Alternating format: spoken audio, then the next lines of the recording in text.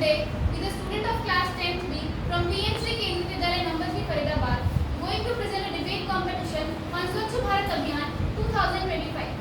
So let's get started. I invite my fellow student Sneha Sharma to share her opinion. Sneha, please.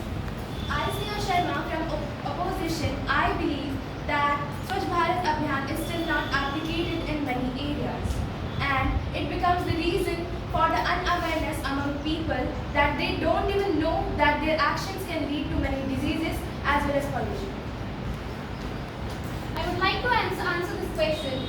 So, opposition is analyzing the whole situation in a wrong way because, as we know, our government has launched many programs like Ek Ped Maa Ke Naam, Swachh Bharat Abhiyan, and Swachhta Campaign 5.0 in 2025. These programs help in people getting aware in remote areas like village of UP and Bihar.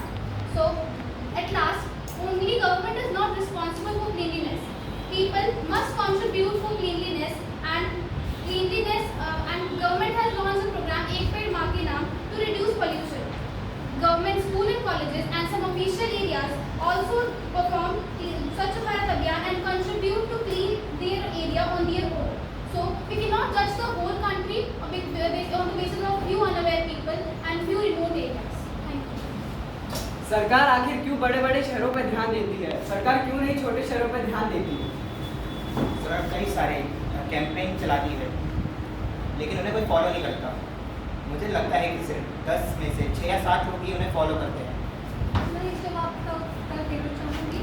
Government हर साल कुछ सर्वेक्षण campaign करता है और ration का cleaning data इकट्ठा करते हैं। अकॉर्डिंग टू दिस डाटा शहरों के कंपेरिजन में गाँव में ज़्यादा स्वच्छता पाई गई है। इतना ही नहीं, गाँव में शहरों के कंपेरिजन में ज़्यादा ग्रीनरी भी है। तो ये कहना बिल्कुल गलत है कि गवर्नमेंट छोटे शहरों में ध्यान देती है क्योंकि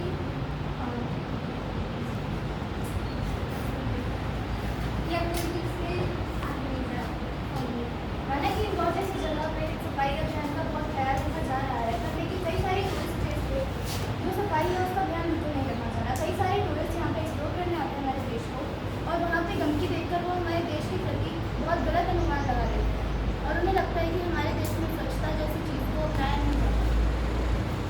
We can take the example of Denmark, which is the cleanest country. Tourists from there came to our Sikkim and they collected the waste that was spread by the people. We can